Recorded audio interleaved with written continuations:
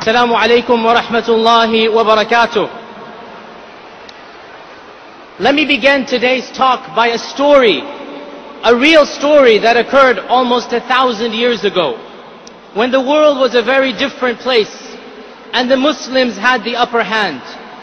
It so happened that in a certain battle, the Sultan of the Muslims, the leader of the Muslim Ummah, by the name of Sultan Alp-Arsalan, faced the leader of the Roman Empire, the Emperor of Byzantium, Romanos IV. In this battle, the Muslim Khalifa was on one side, and the Roman Emperor was on the other side. And it so happened that the Muslims won a resounding victory over the Christians. And the Muslim Emperor, or the Muslim Khalifa, managed to take the Christian Emperor as a prisoner of war. Never in the history of the world has a Muslim Khalifa had a Christian emperor as his prisoner. This is the first and only time it happened. So he called the Roman emperor to his audience and he asked him, if I had been the prisoner and you my captor, what would you have done to me? The Roman emperor said, if I had you in my power, I would have tortured you to death. I would have killed you and executed you. The Khalifa, the Sultan, he smiled and he said, but this is not what I have heard the Prophet Isa alayhi salam teaching. I have heard that your Prophet, the Prophet Isa alayhi salam, teaches forgiveness and gentleness.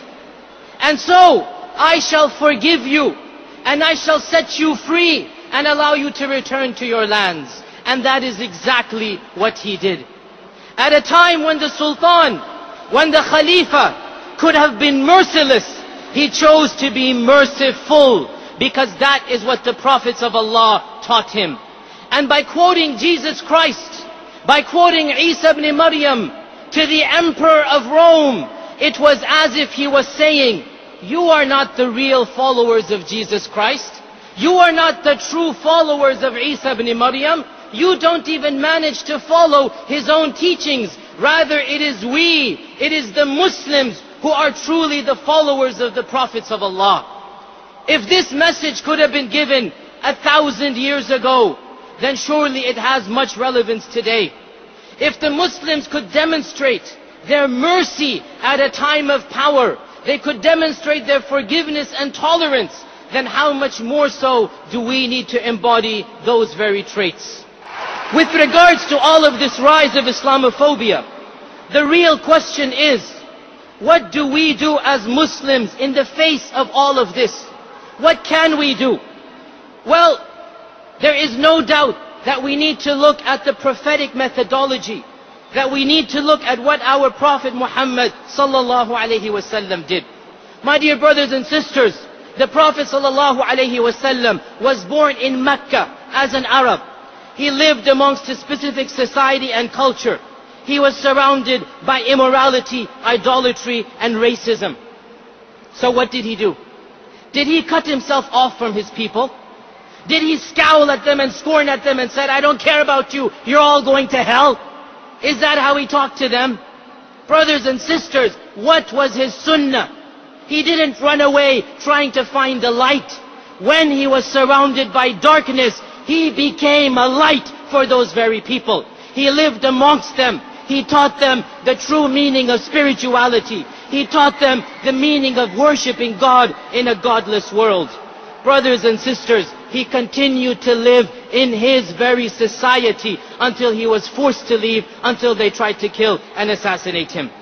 O Muslims, we should be proud that we have the religion of mercy revealed to the Prophet of mercy by the Lord of mercy. And this aspect of mercy is what we need to show and prove to the people around us. We should never be ashamed of our religion. There is no reason to hide our faith.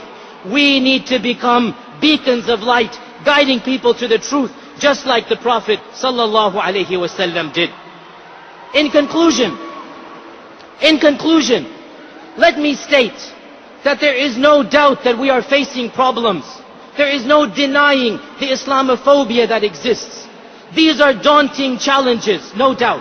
But as Muslims, we have faith that we shall overcome these challenges, just like the Muslims before us overcame the challenges they faced.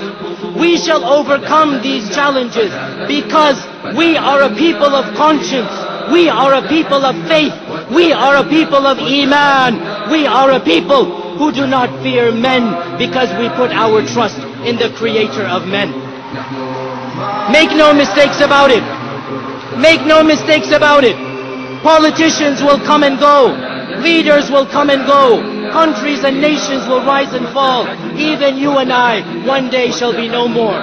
But the Muslim Ummah shall remain. This religion of Islam will flourish. Its followers will always be a visible presence on earth. Because we stand up for justice. We call for righteousness. We speak out against evil. We protect the weak. We challenge tyrants. We become the voice of the oppressed. As long as we call mankind to the worship of Allah, we shall be protected. Because this is our role. This is our job. This is our purpose. This is our religion of Islam. And with the help of Allah, we will continue to do this. May Allah bless all of you. Wassalamu alaikum wa rahmatullahi wa barakatuh.